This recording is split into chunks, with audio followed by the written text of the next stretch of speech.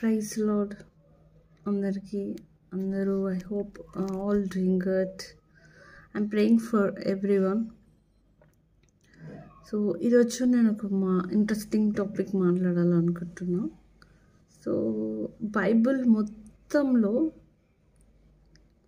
అది ఆ యొక్క విషయం ఆ యొక్క వర్డ్ లేనిది బైబిలే లేదండి. దాని ఆ యొక్క మెసేజ్ అనేది ఎంత ప్రాముఖ్యమైనది. బైబిల్ మొత్తం అంతా చదివిన, బైబిల్ మొత్తం ఎంత ప్రావీణ్యం ఉన్న, ఎంత గొప్ప గొప్ప ప్రవచనములైన, ఎంత గొప్ప గొప్ప ప్రీచర్స్, పాస్టర్స్ అందరు ఎవరు మాట్లాడినా ఒక్కదాని గురించి బలంగా మాట్లాడతారు. చర్చెస్లోనైనా ఇంట్లోనైనా అది దేవుడు కూడా మాట్లాడతాడు. దేవుడు నుంచి అల్పుల నుంచి గనులుగా ఎంచబడిన వాళ్ళు కూడా దేవుడు ఎక్స్పెక్టేషన్ ఒకే ఒక్కదాన్ని ఎక్స్పెక్ట్ చేస్తారు. అది వచ్చేసే విశ్వాసం. సో బైబిల్ మొత్తంలో మనము అంతటి గమనించింది మన విశ్వాసం. దేవుడు మొదటగా స్టార్ట్ చేసింది అబ్రహాంని కదండి. అబ్రహామును దేవుడు మొదటగా, అంటే విశ్వాసంలో మొదటి బలమైన విశ్వాసిగా, జనములకు విశ్వాసులకు తండ్రిగా అబ్రహాము ద్వారానే మొదలైంది బైబిల్ మొత్తం అంతటిలో. సో అబ్రహాం యొక్క విశ్వాసాన్ని మనం పరీక్షించినప్పుడు, మనం చూసినప్పుడు, అబ్రహాము అంటే దేవుడు ఎరుగని జనము నుంచి ప్రత్యేకించబడిన వ్యక్తి. అంటే దేవుడికి అబ్రహాంకి సంబంధమే లేదు. బట్ దేవుడు అన్ని చిన్నుల నుంచి ఏర్పరచుకొని ఆయన సపరేట్ చేసి, అంటే జగత్తు పునాదికి ముందే అబ్రహామును దేవుడు ఏర్పరచుకున్నాడు. దాని అర్థం. సో అబ్రహామును పిలుచుకొని ఆయనను ఏర్పరచుకొని ఆయన ద్వారా భూదిగంతములను ఆశీర్వదించాలి. అంటే నక్షత్రముల వల్ల, ఇసుక రేణువుల వల్ల ఆయన యొక్క సంతానం విస్తరించాలని దేవుడు ఆశీర్వదించాలని కోరుకుంటాడు.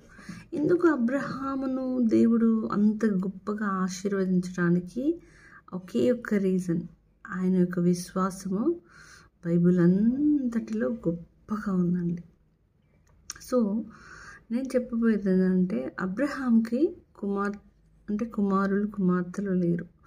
ఆయన వృద్ధాప్యమందు ఆయన యొక్క అప్పటి కాలంలో జీవించే సంవత్సరంలో అత్యధికములు అందరికీ తెలిసిన విషయం.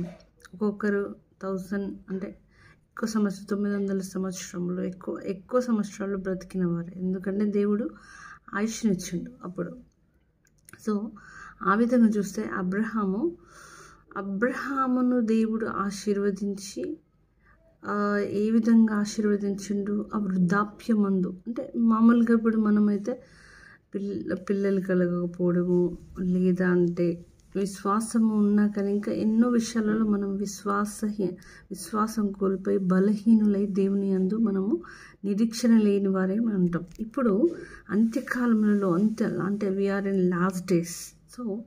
సో అబ్రహాముని చూస్తే మనకు వృద్ధాప్యమందు కూడా విశ్వాసాన్ని కోల్పోలేదు. దేవుడు ఇచ్చిన వాగ్దానం పట్టుకొని, అంటే మనం చూడండి అప్పటి కాలంలో అబ్రహాం ఎంతో గొప్పగా, ఇప్పటికైనా బైబిల్ ఉంది చదవడానికి, నిలబడడానికి సాక్ష్యాలు ఉన్నాయి. ఎన్నో లక్షల మంది మీడియా ద్వారా అక్కడ ఇక్కడ అన్ని సాక్ష్యాలు వింటారు. అద్భుత కార్యములు చేసిన దేవుని గురించి వింటారు. మళ్ళీ బైబిల్ చదివి విశ్వాసం పొందుకుంటాం, పాస్టర్ ద్వారా విశ్వాసం పొందుకుంటాం, తోటి విశ్వాసుల ద్వారా, తోటి బంధువుల ద్వారా, తోటి స్నేహితుల ద్వారా మనం విశ్వాసం అన్ని మీడియా, యూట్యూబ్, వాటెవర్, ఫేస్బుక్, ప్రతి దగ్గర మనం విశ్వాసం అనేది పొందుకుంటాం, ఇది విని చూచి. కానీ అబ్రహాము అప్పటికి ఏ అద్భుత కార్యములు ఆయనకు తెలియదు, ఏ ఆశ్చర్య కార్యములు ఏమి తెలియదు. అయినను దేవుని గొప్పగా నమ్మిండు. ఎందుకంటే అబ్రహాము యొక్క విశ్వాసము అసలు బైబిల్ అంతటిలో గొప్పదండి. ఎందుకంటే వృద్ధాప్యమందు ఏ వ్యక్తికైనా ఏ దంపతులకైనా అప్పటి కాలంలో పిల్లలు కలుగుతారు అనే నమ్మడం అనేది ఎంత గొప్ప విశ్వాసం అండి. ఇప్పుడున్న జనరేషన్, ఇప్పుడున్న మనుషులలో ఎంతవరకు మనం దేవుని నమ్ముతున్నాం, ఎంతవరకు దేవుని విశ్వసిస్తున్నాం? అబ్రహాం లాంటి విశ్వాసం మనకు ఉందా? లేకున్నాను ఆవగించేంతైనను ఈ కొండలు విశ్వాసం అంటే ఈ కొండలు పెకిలించగలిగిన విశ్వాసం మీకుంటే కొండలు కూడా పెకిలించగలుగుతాడు దేవుడు.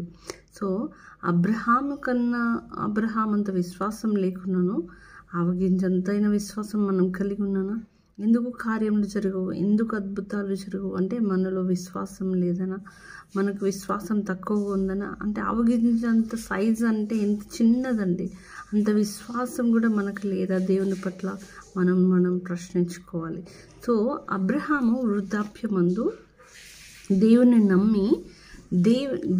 నమ్మి ఆయన వాగ్దాన పుత్రుడిని పొందుతాడు. అంత వృద్ధాప్యమందు అంటే అబ్రహాము 100 సంవత్సరాల వృద్ధుడైనప్పుడు ఇస్సాకును వాగ్దాన పుత్రుడిగా ఇచ్చి ఆ విశ్వాసాన్ని బట్టి దేవుడు అబ్రహామును పరీక్షించి ఆయన యొక్క గొప్పగా ఆశీర్వదిస్తాడు. అది ఎంత గొప్ప ధన్యత అండి. వృద్ధాప్యమందు పిల్లలు కలుగుతారు. అసలు మనము వృద్ధాప్యమందు పిల్లలు కలుగుతారని దేవుడే సాక్షాత్తు ప్రత్యక్షమై మనతో మాట్లాడినా మనం నమ్మం. ఎందుకంటే అబ్రహాము నమ్మిండు. అబ్రహాము నమ్మకం అనేది అతి గొప్పదండి. సో మన నమ్మకం కూడా అబ్రహాము వలె మన విశ్వాసం గొప్పదే ఉండాలి. సో నేను చెప్పబోయేది ఏంటంటే దుష్టుడు మన చివరి దినములలో మన యొక్క దొంగ వలె వస్తాడు. దీని గురించి దుష్టుడు వేరే ప్రపంచంలో ఉన్న ప్రతి దాని గురించి అంటే లోక సంబంధమైన వాటి గురించి వాడు ఎప్పుడూ రాడు. అపవాది అంటే సాటన్ గురించి మాట్లాడుతున్నా. వాడు దేవుడు ఏదైతే మనలో కోరుకుండాలి, మనలో ఏదైతే మనలో ఉండాలి, మనలో ఏదైతే అనుదినము అది దేవుని పట్ల ఉండాలని చివరి వరకు అంతం వరకు విశ్వాసము గట్టిగా పట్టుకోమన్నాడు. అంతేకాని ఇంకా వేరేది ఏది దేవుడు పట్టుకోమంది విశ్వాసం, బలమైన విశ్వాసం, మంచి దేవుని పట్ల విశ్వాసాన్ని మనం ఎప్పుడు కోల్పోవద్దు. కష్టములలో, సుఖములలో, దుఃఖములలో, వేదనలో, బాధలలో మనకు దేవుడు తోడుగా ఉండడం మనం విశ్వసించలేమా? మన విశ్వాసము మన తండ్రి అయిన అబ్రహాముకున్నంత విశ్వాసంలో కొద్దిగైనా లేదా? దేవుడు కార్యములు చేయడా? దేవుడు విశ్వసించిన వారి యొక్క కోరికలు మనసును దేవుడు ఎప్పుడు నిర్లక్ష్యపరిచినది ఏదీ లేదే బైబిల్లో. సో మన విశ్వాసము అంత గొప్పగా లేకున్నాను ఆవగింజంత విశ్వాసమైన మనం కలిగి ఉండాలి. కుమారి నీ విశ్వాసము గొప్పది కనుక నువ్వు కోరినట్టే అవునన్నాడు దేవుడు. అదేవిధంగా మన విశ్వాసము అబ్రహాము వలె అయినను లేదంటే ఆవగింజంత విశ్వాసం మనము దేవుని పట్ల నిరీక్షణ కోల్పోకుండా ఉంటే తప్పక మీరు అనుకున్న కార్యములు మీ జీవితంలో జరుగుతాయి.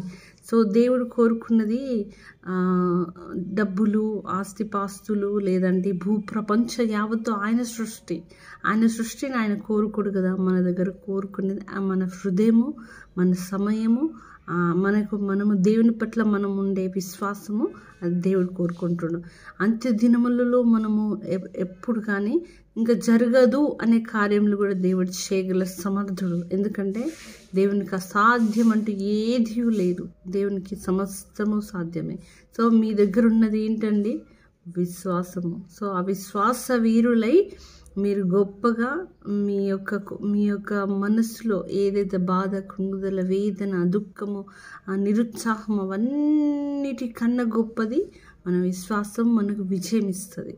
దేవుడు అసాధ్యుడు, అతీతుడు. సో దేవుడు భూదిగంతములను ఒక క్షణికములో సృష్టించిన దేవుణ్ణి, అలాంటి గొప్ప దేవుని మనం కలిగిన జనులుగా మనం ఆ విశ్వాసాన్ని పట్టుకొని అంతం వరకు యుద్ధంలో గెలవాలండి. మన యుద్ధంలో ఉన్నాం, యుద్ధ రంగంలో ఉన్నాం. కాబట్టి దుష్టుడు మనము దొంగిలించేది ప్రధానమైనది విశ్వాసం. అంటే విశ్వాసం లేకుండా మన తలంపులు, మన క్రియలు, మన మనసులో మెల్లమెల్లగా కొంచెంగా దొంగిలేస్తాడు. ఒకేసారి అపవాది దొంగతనం చేయడానికి రాడు.